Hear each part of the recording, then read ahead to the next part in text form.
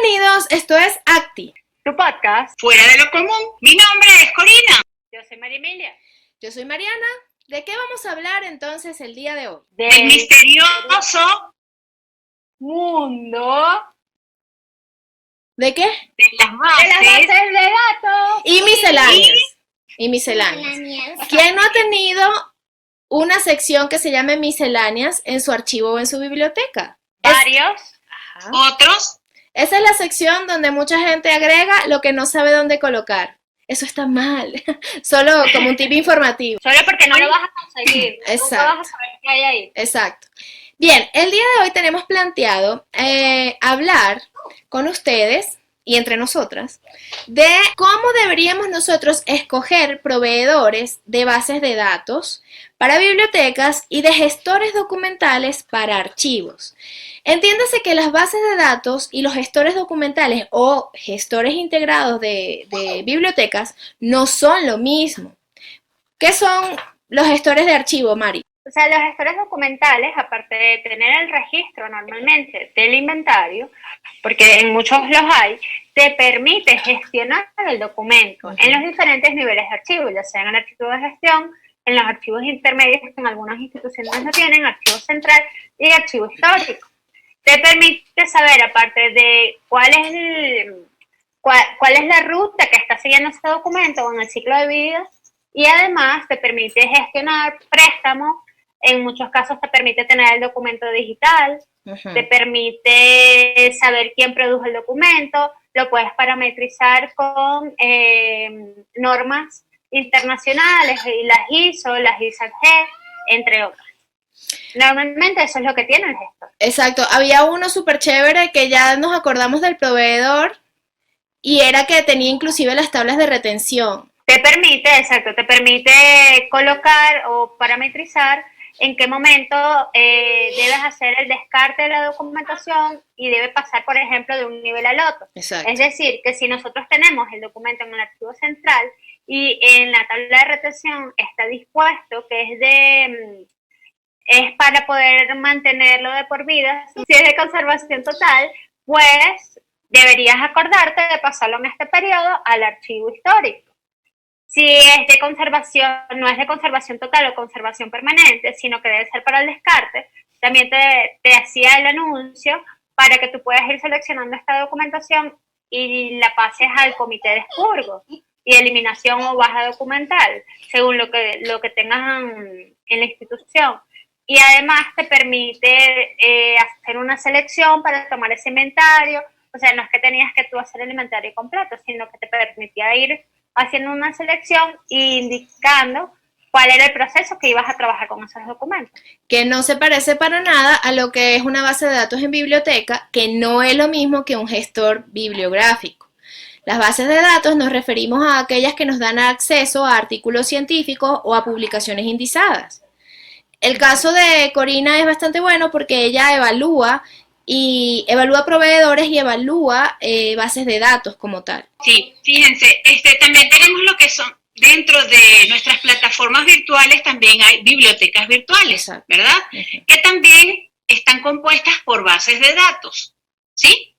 Entonces, fíjense, una de las formas que normalmente yo en mi práctica, y lo he aprendido con el pasar del tiempo, es lo primero que hay que verificar es cuáles son las necesidades o requerimientos de la malla curricular o de las áreas de conocimiento que se dan o se implementan en la institución. Ajá. Llámese colegio, llámese universidad, llámese instituto. Entonces, una de las formas es revisar lo que es la malla curricular, lo que es los recursos que se tienen para las diferentes áreas académicas, ¿verdad? De la universidad, institución o colegio. En función a eso, conjuntamente con directores o llámese coordinadores de carreras, ¿verdad? Ellos dan normalmente la necesidad, de acuerdo a las asignaturas que se dan en sus facultades, en sus carreras y programas, es una de las formas. Le dan a conocer a la persona encargada de biblioteca. Posteriormente, con todos los contactos que uno puede tener de gente que ya maneje bases de datos, puede solicitar sugerencias ¿verdad? Y preferencias del uso. ¿Por qué? ¿Por qué les digo esto de los contactos? Porque hay gente que tiene mucho más tiempo manejando y trabajando con bases de datos en diferentes instituciones académicas y tiene más experiencia de cómo funciona y cómo es el proveedor en sí que te va a vender, ¿verdad? Que te va a proporcionar esa licencia. Esa es una de las formas. Otra es, por supuesto, haciendo una investigación muy personal, pero eso lleva mucho más tiempo. Y los tiempos normalmente en que te dan para hacer esas revisiones son cortos, porque son de un semestre a otro, que realmente son 4 meses. Y dentro de esos 4 meses, para el siguiente semestre, ya esa base de datos debería de estar adquirida. Y eso es un proceso completo de compra, todo eso. Entonces, otra de las razones o de las formas, mejor dicho, de que yo hago esa evaluación es que el proveedor que me está dando ese recurso, que me está ofreciendo el recurso, cubra mis necesidades. No solo porque hay bases de datos multidisciplinarias y hay especializadas, ¿cierto? Exacto. Entonces yo tengo que ver dentro de esas multidisciplinarias qué realmente me está cubriendo las necesidades o requerimientos académicos. Cuando no entra, entonces yo me busco al proveedor que yo le diga, yo no necesito nada de medicina, yo no necesito nada de artes, pero necesito de negocios y necesito de arquitectura. Entonces, ese proveedor es tan bueno, ¿verdad? Porque él me va a favorecer a mí mi paquete de base de datos, no para el beneficio del proveedor. Para mí esto es importantísimo con el proveedor. Y otra característica que me parece que hay que considerar es que haya una convicción a las autoridades con el uso de estas bases de datos. ¿Por qué? Porque normalmente se adquieren bases de datos y son costosas, la mayoría son costosas, son unos presupuestos que pasan por encima de los 60, 100 mil dólares para poder tener bases de datos que cubran todas esas áreas. Entonces, el uso, hay que hacer una buena difusión, hay que hacer buenas capacitaciones, inducciones, tutoriales, manuales, y ahorita en este momento que estamos utilizando todo virtual, es el momento ideal para poder medir y evaluar si se está usando adecuadamente, si las personas, mejor dicho, nuestros usuarios están haciendo no solo la búsqueda, sino que la información que consiguen la pueden descargar, enviarse el correo, pedir préstamo, porque tenemos todas esas opciones dentro de las bases de datos, que también nos presentan formatos en resúmenes, formatos solamente para hacer citas o PDFs a texto completo, así como tal cual un libro de cara a cara, ¿ok? Eso es lo que puedo compartir. Mari. O sea, la experiencia para evaluar proveedores es muy importante porque te va a permitir a ti acceder a las mejores bases de datos de acuerdo a las necesidades. Definitivamente, lo principal sería evaluar cuál es tu necesidad. Lo segundo es el presupuesto, con qué se cuenta, para ver a cuáles proveedores tú puedes acceder y evaluarlos en base a una entrevista personal que tú puedas tener con ellos es súper bueno. Pero definitivamente la experiencia de otras personas que hayan trabajado con este proveedor hablará bien o mal del desempeño, del cumplimiento, de la calidad del producto que ofrece. Sin duda eso es muy importante también. Para mí un punto que es súper interesante que tenemos que abordar en este podcast del día de hoy es establecer esta diferencia que hablábamos al principio, donde bases de datos no es la que te va a permitir acceder a los libros que yo tengo en mi biblioteca. Base de datos es aquellos proveedores externos a los que yo contrato para poder acceder a revistas arbitradas, artículos científicos, y eso tenemos que tener mucho ojo para no confundir estos conceptos. En mi caso, afortunadamente, yo no evalúo bases de datos porque eso es muy perezoso. Es un misterio, en realidad las bases de datos son un misterio. Es un misterio también porque algunos te ofrecen la panacea, como hablamos alguna vez, y realmente no es todo lo que ofrecen. Otros que sí cumplen con toda tu expectativa y que realmente te sirven. Pero muchas veces tú entras ahí a este mundo de bases de datos como a ciegas, porque tampoco nosotros podemos evaluar los contenidos que tienen de arquitectura porque no conocemos de arquitectura. Entonces, ¿cómo sabríamos si de verdad cumple con nuestras expectativas? Y entonces ahí definitivamente entra la parte de nuestros usuarios que si están haciendo uso eficiente de eso nos van a indicar, mira, esta base de datos me sirve full porque tiene lo que necesito, estos autores son buenísimos, las revistas son actualizadas, o lo contrario, ellos son los que tienen la última palabra. Por eso es también muy importante establecer una retroalimentación con nuestros usuarios con respecto a esta adquisición de bases de datos. Yo creo que aquí también entra la parte de que normalmente los equipos de los centros de información deben ser multidisciplinarios y que además de eso, aunque dentro del equipo, del centro de información, de la biblioteca, del archivo, no, a lo mejor no hay un arquitecto, considerando el ejemplo de Corina y de Mariana, pero tú puedes coordinar, por ejemplo, con un profesor de arquitectura. Exacto. Que te acolite haciendo la revisión de la información, si considera que realmente está actualizada la información, si cree que puede ser de provecho para los estudiantes y para el uso del mismo. Entonces excelente. Es importante que también podamos difundir y trabajar la selección de este tipo de bases de datos, pensaría yo, con un experto, porque claro, Cori hablaba de que tiene muy poco tiempo para revisar, evaluar y poder seleccionar una base de datos. Entonces, quizás podemos hacer una retroalimentación con los usuarios al momento de hacer una renovación, pero no la adquisición. Entonces, exacto. Para la adquisición probablemente es bueno que podamos llevarlo a un comité donde te puedan ayudar a hacer una revisión, varios expertos, para poder seleccionar y no recaiga solo en el especialista o la persona encargada del área de documentación de biblioteca. Esta selección sí más no es tu área, por muchos conocimientos que uno va desarrollando en el proceso, porque estoy segura que así como en algún momento empezaste a saber más de química, de física, de otras cosas, ahorita sabes más de arquitectura y de otra cantidad de materias que conforman tu biblioteca. Es importante que podamos aprovechar los expertos que están dentro de la institución.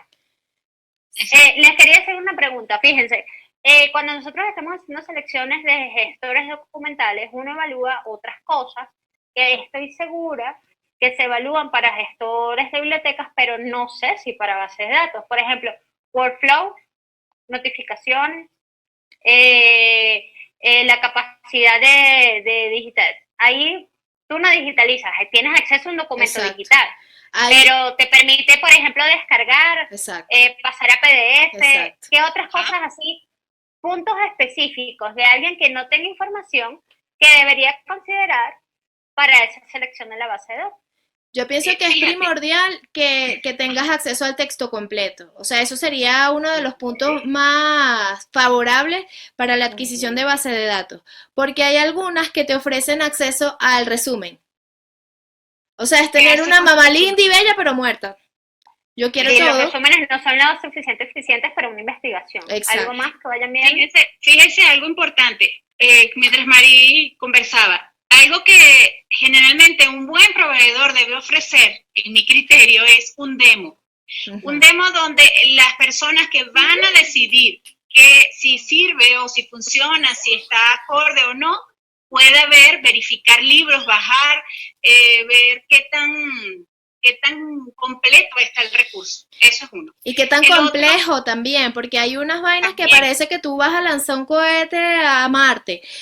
O sea, lo que quiero es leer un documento, señor, por favor. Exacto. Es importante que todos, como hablaba Mariana en nuestro episodio anterior de lo ergonómico, no amigable, de datos. Entonces es importante que veamos la facilidad que te permite. O sea, si la base te va llevando a ti mismo sin tener mucho que sentarte a leer un manual, porque la realidad es que ustedes no pueden sentarse, o sea, es parte de tu trabajo, estamos conscientes que como bibliotecario estás orientando a tu usuario, pero es mentira que tú puedes sentarte todo el tiempo con todos los usuarios a explicarles cómo va. Exacto. Y si esto te permite que, así como a cieguitas puedas ir tanteando y puedes conseguir todo, intuitivo, ayuda, que sea intuitivo. Que sea intuitivo, exactamente. Fíjense, las que yo manejo son bastante ergonómicas y parecidas a su interfase, ¿verdad? La interfase donde está la base de datos. Okay. Donde empieza como quien dice la complejidad es cuando la persona no lee no lee El usuario, cuando el usuario no lee la instrucción. Cuando el usuario no lee, entonces dice que no es acceso abierto, o sea, Open Access no es Open Access. Entonces, ¿por qué no me lo descarga si yo estoy pagando, si ustedes están pagando por eso? Ya va, señor, ese no es acceso abierto. Entonces, cuando no leemos, esa es una de las cosas. Como son plataformas muy parecidas, podemos descargar libros, nos podemos prestar desde 7 días hasta 21 días como una estantería. Nos abrimos una estantería online y nos descargamos ahí los libros y permanecen ahí y los puedo leer sin tener que sin necesidad de internet, ¿sí? Porque los tengo disponibles. Como que se descarga de alguna manera en tu equipo y lo puedes ver por ese periodo de tiempo. Por 7 hasta 21 días, ¿sí? Esa es otra opción. Otra opción, puedes leer en línea, puedes remarcar, puedes subrayar, puedes sacar resumen, te saca citas, APA, Chicago, todas las citas que requieres, IEEE, todas, ¿ok? Todas esas, y te estoy hablando de cosas simples, porque incluso los resúmenes de los artículos científicos y académicos que se tienen también que te dan cita, te dan índices bibliométricos, te dan el índice de cuántas veces ha sido citado ese artículo. Por eso a los investigadores les encantan tanto esas bases de datos. Una en específico que no les voy a nombrar. Y ¡paga! You have to pay, you have to pay. Que debería de tener mayor acceso y es mucho más restringida, para que vean. Es una de las más costosas. ¿Ok? Entonces, es un poco eso. Y también quiero hacer referencia a que hay bases de datos libres, de acceso libre, que no tienes que pagar licencia, no tienes que pagar renovación. Ahorita, en este momento de la pandemia, de esta contingencia, nosotros nada más colocamos en nuestra página web 22 links de diferentes bases de datos de libre acceso. Podemos compartirlas. Eso iba a decir, esos links están disponibles en la universidad en la que Cori trabaja, pero nos va a ayudar para poderlo colocar aquí abajo en la descripción y ustedes puedan tener acceso a él. Les recordamos, antes de que sigamos, que se suscriban y que activen la campanita. Para que les lleguen las notificaciones con los nuevos episodios. A ver, ¿qué conclusiones podemos ir sacando? Porque el gestor documental, amigos, va a quedar para otro podcast. Claro, lo que queríamos establecer primero era la diferencia que hay entre gestor documental, gestor de bibliotecas y bases de datos. Eso es lo primero. Ajá. La primera conclusión que yo saco es que definitivamente por la recomendación de Mari sería extraordinario tener un comité evaluador, es decir, que no solo dependa del bibliotecario o el especialista en el centro de información para evaluar y adquirir las bases de datos, sino que haya un representante por cada facultad o por cada escuela, si es que amerita el caso, y que se evalúe en base al trial o al acceso del demo que ofrecería este proveedor, qué tal nos va esas bases de datos que nos están ofreciendo. Punto 1. ¿Qué más? En tu caso, perdón, Cori, yo estoy segura que la que tiene que finalizar esto eres tú. Fíjense, si estamos hablando de bases de datos que no son educativas, porque hay bibliotecas, ¿verdad? Como las de los bancos, que en el caso sabemos que el Banco Central del Ecuador tiene una biblioteca, o de otras instituciones. Es verdad, no tienes escuelas, pero tienes especialistas en cada área. Tienes personas que trabajan por unidades administrativas que debes considerar para la adquisición de los libros y especialmente para la adquisición de bases de datos, porque estoy seguro que en una institución es demasiado costoso tener los libros más actualizados y es más probable que la actualización sea más eficiente en una base de datos especializada por los artículos. Entonces, si tú eres de aquellos que no trabajan en una institución educativa, pero trabajas en otro tipo de institución, siempre considera a tus usuarios y a los especialistas para la adquisición de estas, ¿ya? De ley. Bien. Una tercera conclusión es la renovación. Para la renovación, uno de los mejores factores o indicadores para hacer esto son las estadísticas de uso. Claro. ¿Sí? Y es una de las cosas por las que se rigen normalmente las autoridades para aprobar una renovación. Y lo del comité es importantísimo. Si normalmente el criterio de un bibliotecario o de un archivólogo, incluso de un museólogo, para decidir o tomar una decisión en función a una gama de áreas de conocimiento es sumamente complicado. Entonces, es importante contar, aunque sea con coordinadores de carrera o directores de carrera, para que den su opinión y utilizar los demos. Para mí eso es sumamente importante. Totalmente. Entonces, amigos, es importante que consideremos en la creación de un comité. Saben que este es el tema de otro podcast, cómo crear un comité y cómo hacer un gestor documental para seleccionarlo. También nosotros les vamos a sugerir las cosas los puntos que ustedes consideren deben evaluar en una base de datos. Pero si de verdad los quieren, escríbanos aquí al finalizar el video para que nuestra especialista, Cori, les diga qué exactamente deben considerar en cada una de sus bases de datos. Gracias por acompañarnos, amigos. Muchísimas gracias y seguimos por este canal acompañándoles cada semana. Ahora, si tú tienes una base de datos, eres representante de alguna de las casas que ofrece estos formidables productos y quieres que tu logo esté aquí, contáctanos. Si quieres que evaluemos algún gestor documental y quieres que lo revisemos, conversemos sobre él, también contáctanos. Y si quieres ser de esos proveedores magníficos, maravillosos, contáctanos.